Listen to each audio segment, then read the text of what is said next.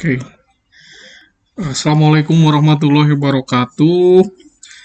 Pada kesempatan ini kita akan melanjutkan lagi kuliah pengantar teori kesalahan tentang ekspektasi dan variansi ya. Jadi ini adalah materi kelanjutan dari minggu kemarin tentang konsep probabilitas ya. Jadi indikatornya adalah kalian diharapkan bisa menentukan ekspektasi dan variansi dari variabel acak ya. Jadi ekspektasi ini adalah suatu nilai harapan dari data yang acak ya. Jadi ini terkait dengan nilai rata-rata ya atau min. Kemudian kalau variansi ini adalah merupakan standar deviasi kuadrat ya atau sigma ya. Nah, kita lihat atau sigma kuadrat ya. Nah, jadi yang pertama adalah ada contoh. Jadi ada 7 orang mahasiswa mengikuti ujian ya, ujian bahasa Inggris ya. Ujian baca dan ujian bahasa Inggris ya. Kemudian didapatkan hasil yang pertama adalah ini ya. Jadi dari 35 sampai 95 dan dijumlahkan sama dengan 460. Kemudian untuk yang kedua ini nilainya adalah di antara 64 sampai 67 dan jika dijumlahkan ini hasilnya sama-sama 460 ya. Kemudian dari 7 data ini kita hitung nilai rata-ratanya adalah sebesar 65,7 ya. Nah, jadi dari contoh yang tadi ini kita bisa menghitung nilai rata-rata dengan rumus adalah nilai rata-rata sama dengan jumlah dibagi dengan frekuensi atau dibagi dengan jumlah data ya. Jadi ini dari jumlah nilai ini dibagi dengan jumlah data ya. Nah, ini N ya. Kemudian ini ada contoh, misalnya ada tombol X ya, ada tombol X dan tombol Y ditekan 20 kali ya, berarti N-nya sama dengan 20. Jadi didapatkan kumpulan data seperti ini. Kemudian ada untuk Y adalah seperti ini ya.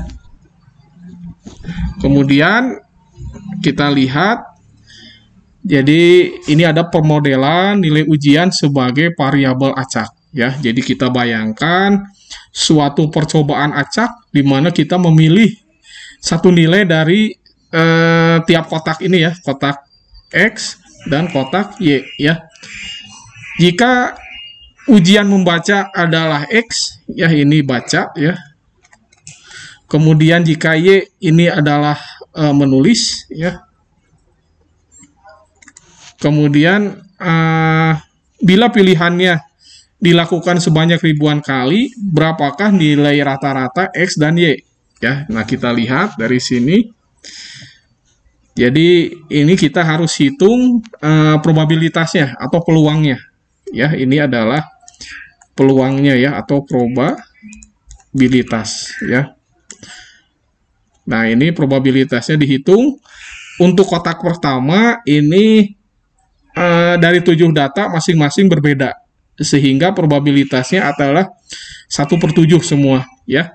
Tapi untuk yang kotak kedua, yang Y ini ada beberapa nilai yang sama ya, seperti X ada 2, makanya 2/7. Kemudian 66 ada 3 yang sama, sehingga probabilitasnya adalah 3/7 ya. Nah, di sini kita lihat dari probabilitas ini ya, dari probabilitas ini kita bisa menghitung yang namanya nilai ekspektasi ya.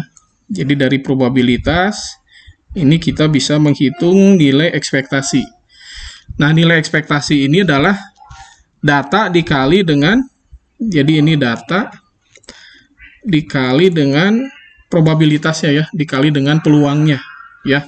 Sehingga kalau kita kita hitung ini semua, ini ternyata nilainya sama dengan nilai rata-rata ya. Jadi EX ini adalah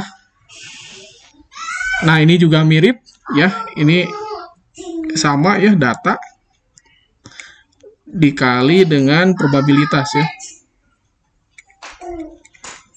Ya, jadi data dikali peluang ya. Misalnya 64 dikali 2/7. Kemudian 66 dikali 3/7. Ya, kemudian dijumlahkan, didapatkan nilai ini ya, yang ternyata ini sama dengan nilai rata-rata ya.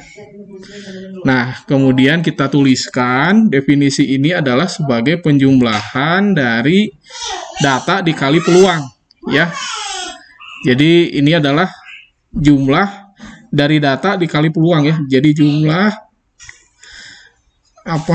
data dikali dengan probabilitasnya ya. Nah, kalau dengan continue, ini penjumlahannya ini diganti dengan integral ya. Ini untuk yang continue. Oke, berikutnya ini ada sifat operator ya. Jadi sifat operator ini untuk ekspektasi dalam kurung X plus Y ini adalah distribusi dari ekspektasi X ditambah ekspektasi Y. Kemudian kalau ekspektasinya dikali terhadap suatu konstanta, ini konstantanya bisa dikeluarkan. Ya. Kemudian di sini ekspektasi ini adalah sama dengan mu ya. Mungkin ini sama dengan rata-rata ya. Nah, di sini untuk ekspektasi X dikali Y ini adalah sama dengan ekspektasi X dikali dengan ekspektasi Y ya. Kemudian untuk setiap nilai real A dan B ya. Jadi ekspektasi A dikali X ya, suatu data ditambah dengan B konstanta ya. Nah, maka ini sama dengan konstanta ya. Konstanta dikali estimasi ditambah atau ini koefisien, maksudnya ini koefisien dikali ini koefisien ya. Koefisien dikali ekspektasi ditambah dengan B-nya ini sebagai konstanta ya. Oke, ini adalah untuk continue ya. Untuk distribusi continue ini kalian bisa lihat garisnya atau probabilitasnya ini garis ya. Jadi tidak terputus-putus, makanya ini disebut continue. Nah, yang continue ini cirinya adalah dia diselesaikan penjumlahannya ini dengan integral ya. Jadi ini integral dari min tahingga sampai tahingga v fx v dv ya. Nah, ini v-nya ini diintegralkan sebagai v kuadrat ya. Jadi kalau pangkat 1 ini jadi pangkat 2 dibagi dengan n plus 1 ya. Jadi ini kalian jangan lupakan integralnya ini sederhana ya. Jadi n diintegralkan n dn ini adalah n plus 1 dibagi n plus 1 ya. Jadi kalau di sini 1 berarti n kuadrat dibagi per 2 ya. Nah, fx-nya ini adalah 1 per b dikurangi a ya. Karena ini adalah distribusi yang continue ya. Yang satu rentang saja ya. 1 dibagi b dikurangi a ya. Jadi ini diintegralkan mendapatkan v kuadrat dibagi 2 ya. Dibagi dengan b dikurangi a ya. Nah, sehingga nanti v kuadratnya ini diganti dengan selisih dari b dikurangi a ya. Jadi b kuadrat dikurangi a kuadrat dibagi dengan 2 dikali b dikurangi a ya, sehingga didapatkan ini ya. Nah, ini untuk yang b kuadrat dikurangi a kuadrat ini sama dengan b dikurangi a ya dibagi b plus a ya. Makanya kalau ini dibagi dengan 2b dikurangi a ya. Di sini ada b dikurangi a ya. Nah, makanya ini nanti bisa dicoret ya. Jadi b plus a ya. Ini kalian bisa buktikan ya sendiri di sini. Jadi kita buktikan misalnya ini jadi b kuadrat B kuadrat ditambah AB ya dikurangi AB ya ditambah dikurangi A kuadrat ya. Jadi ini adalah sama dengan B dikurangi A dikali B plus A ya. Nah, ini coret-coret sehingga ini sama dengan B kuadrat dikurangi A kuadrat ya. Ini sama ya. Oke, sekarang kita ke penafsiran hasil uji. Jadi kita lihat lagi hasil ujian yang tadi ya. Ini yang 7 data yang nilainya berbeda, ini yang nilainya ada yang sama ya. Kita lihat ini jumlahnya sama 460. Kemudian kita bikin dalam bentuk garis bilangan ya. Jadi kita lihat nilai rata-rata untuk ujian membaca ini adalah 65,7 ya. Tapi 65,7-nya ini mungkin relatif jauh dengan persebaran data dari 35 sampai 95. Tetapi untuk yang ujian menulis ini yang Y ya, ini 65,7 ini berada di sekitar data antara 64 sampai 67 ya, kita lihat ini. Nah, sehingga kalau kita hitung selisihnya ini seperti ini ya. Ini segitiga adalah nilai rata-rata. Kemudian ini yang emoticon ini yang data-datanya ya, data awalnya. Ya, kita lihat untuk yang X ini jaraknya cukup ya, jaraknya ini besar ya. Kemudian kalau yang Y ini jaraknya kecil ya, lebih kecil ini ya. Terhadap ini jarak terhadap rata-rata ya. Ini juga sama jarak terhadap rata-rata ya. Nah, jauh dekatnya suatu data dengan nilai rata-rata ini nanti akan kita hitung menjadi varians ya, atau ya varians. Nah, jadi varians ini kita hitung sebagai penjumlahan dari selisih tiap data terhadap nilai rata-rata ya. Jadi nilai rata-ratanya ini adalah di sini ditulis dengan mu ya. Ini sama dengan seperti ini ya. Jadi penjumlahan dibagi dengan jumlah data ya. Oke, kita lihat contohnya. Jadi ini misalnya untuk yang ujian membaca ya. Ujian membaca ini nilai, ini data awalnya. Kemudian ini adalah selisih data terhadap nilai rata-rata ya. Jadi nilai data X terhadap 65,7 ya. Ini seperti ini, ada minusnya ya. Kemudian untuk yang untuk menghilangkan nilai minus, makanya ini dikuadratkan ya, sehingga didapatkan penjumlahannya cukup sangat besar, sekitar 2000. Nah, kemudian dibagi dengan 7 ya, ini 2700 dibagi dengan 7 ya, didapatkan 394,8 ya. 394,8 ini adalah nilai varians ya, atau rata-rata kuadrat jarak terhadap min atau terhadap rata-rata ya. Nah, kita lihat untuk data yang kedua, ini data Y ya. Ini data Y, ini data untuk ujian menulis ya. Ini ujian menulis ya. Nah, di sini kita lihat ternyata selisihnya antara minus 1,7 sampai 1,3.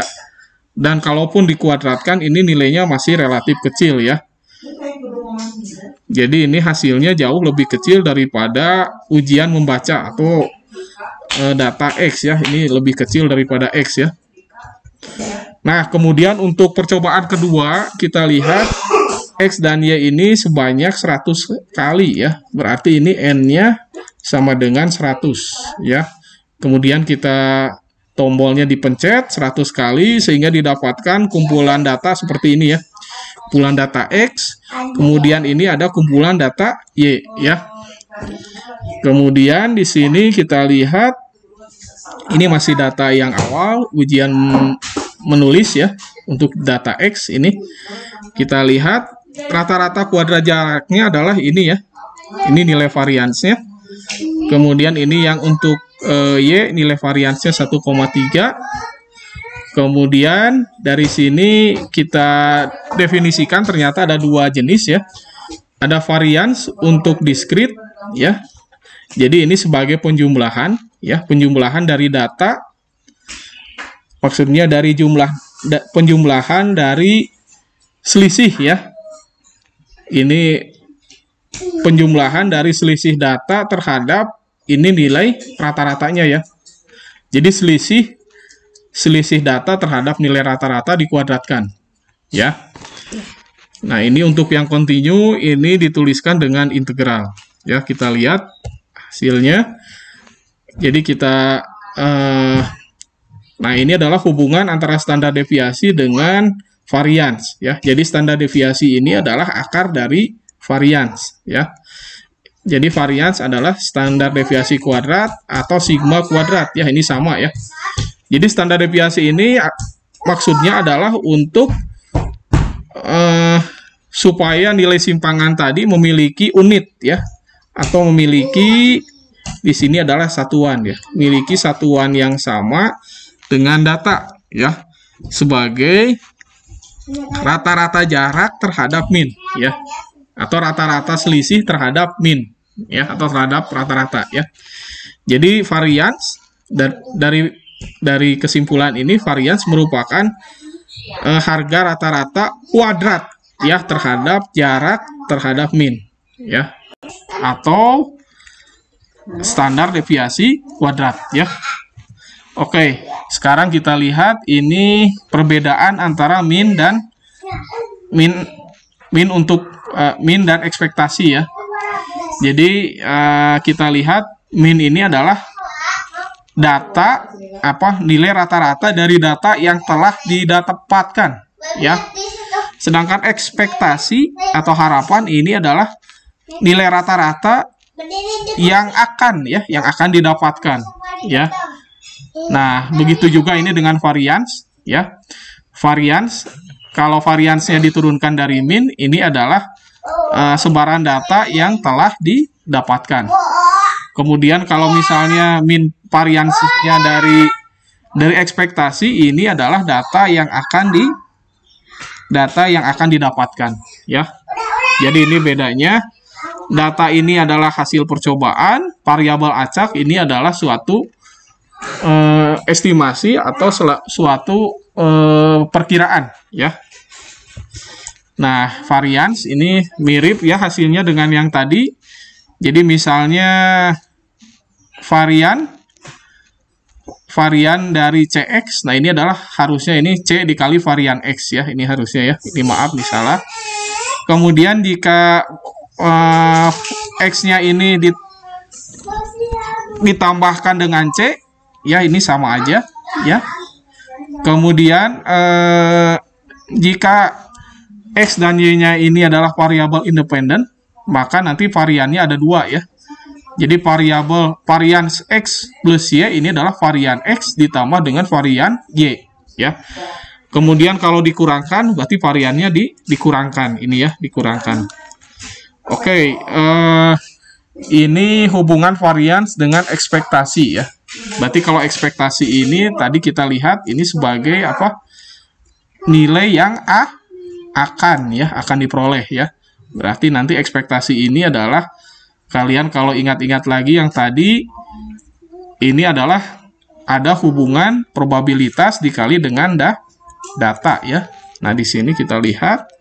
Jadi varian sama dengan estimasi dari X kuadrat dikurangi estimasi kuadrat ya. Nah, seperti ini ya. Nah, ini perkalian kuadrat ya. Ini jadi X dikurangi mu kuadrat ini sama dengan ini ya. Kemudian ini nanti dikeluarkan ya, ini sebagai ekspektasi sendiri, ini sebagai ekspektasi sendiri, nah ini sebagai ekspektasi sendiri ya. Kemudian ini sama, ini juga konstantanya dikeluarkan, koefisiennya dikeluarkan, jadi ini.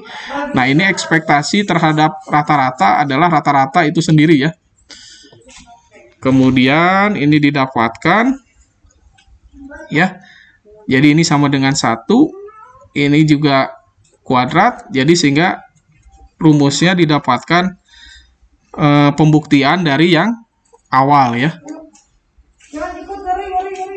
Oke, next.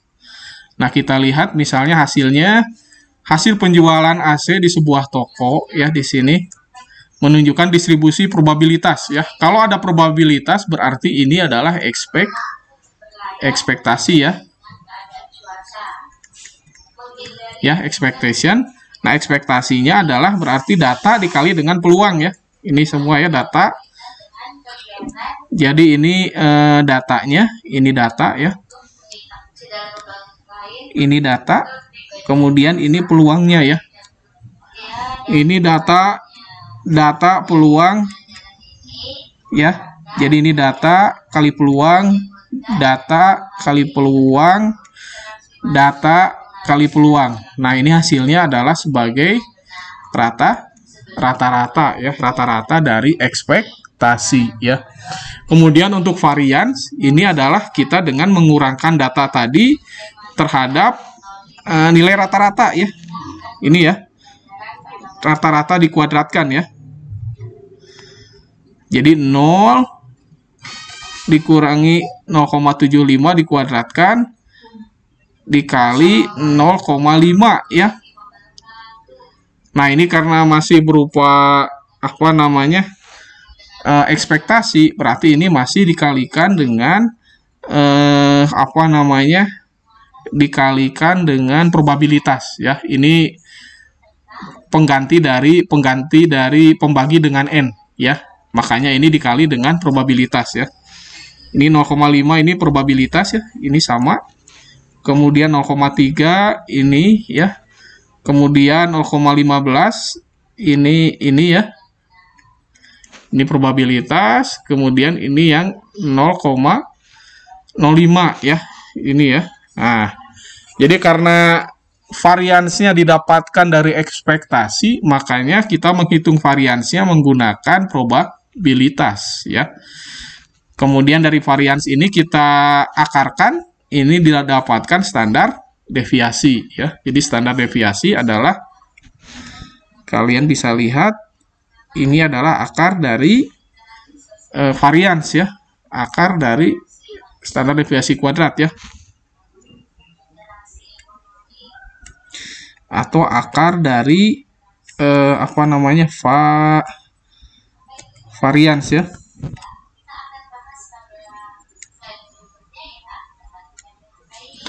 Oke, selanjutnya kita ke teori estimasi.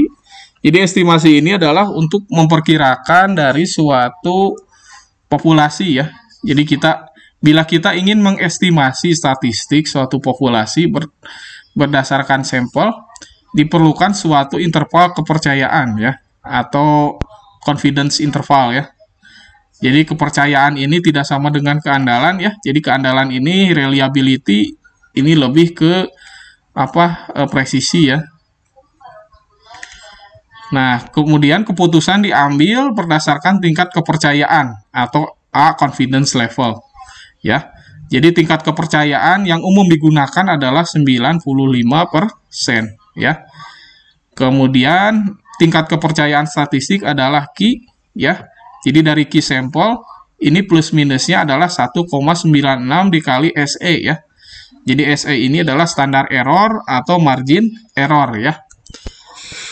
Nah, di sini sifat estimasi itu yang pertama tidak boleh bias ya. Jadi suatu parameter statistik dinyatakan tidak bias bila nilainya sama dengan nilai parameter populasi ya. Ini mungkin sama dengan error ya. Nah, ini kemudian efisien ya.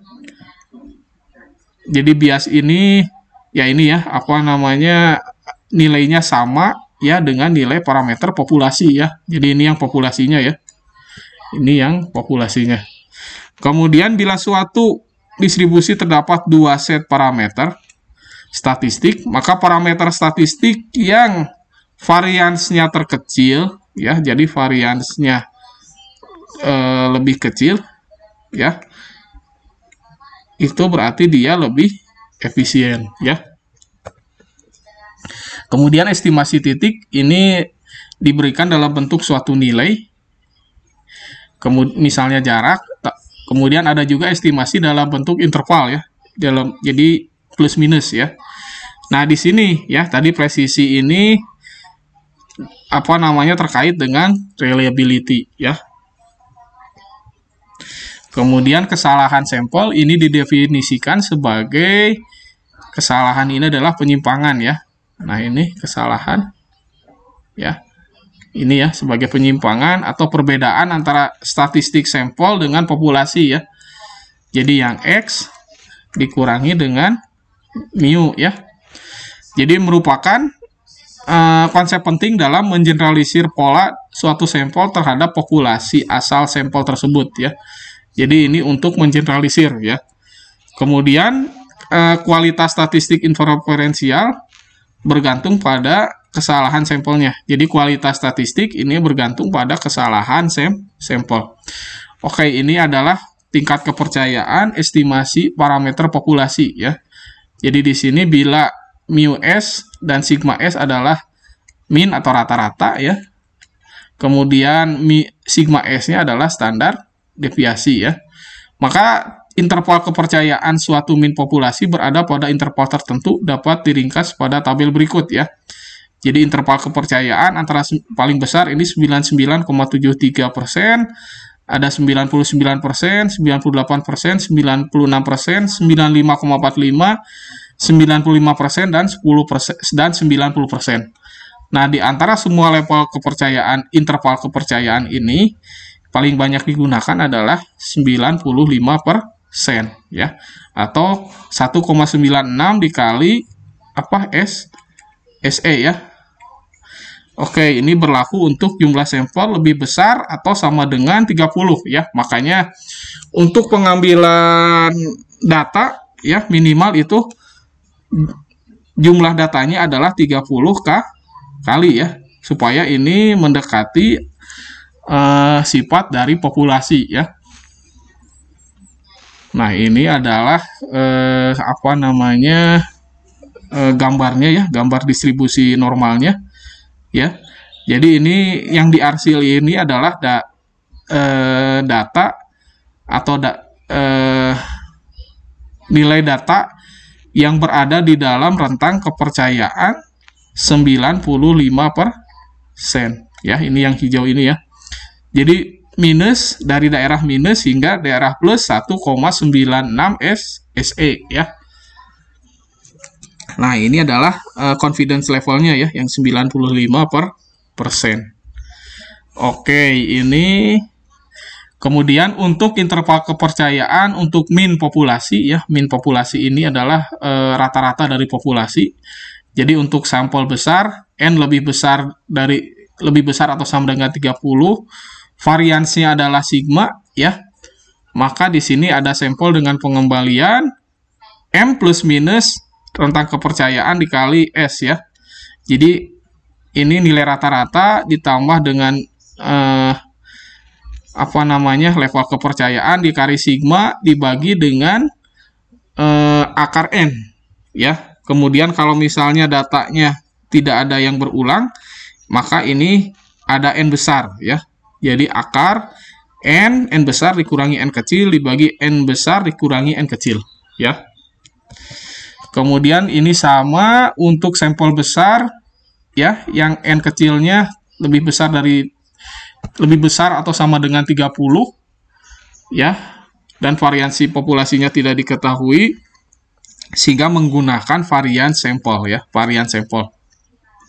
Nah, ini ya varian sampelnya ya. Jadi varian sampel ini adalah tadi sama ya, jumlah dari jarak selisih data terhadap rata-rata ya dibagi dengan N ya. Kemudian untuk yang tanpa pengembalian ini berarti dia ada N besar ya, mirip dengan yang tadi ya. Kemudian ini untuk sampel kecil yang kurang dari 30, distribusinya normal. Nah, ini pakai varians dari S kecil ya, dari sampel ya. Nah, ini tingkat kepercayaannya ya. Nah, Kemudian ini yang diarsir ini adalah yang di luar ya. Jadi 1 dikurangi tingkat kepercayaan TC ya. Kemudian ini untuk yang sampel kecil juga ya. Ini N-nya kurang dari 30.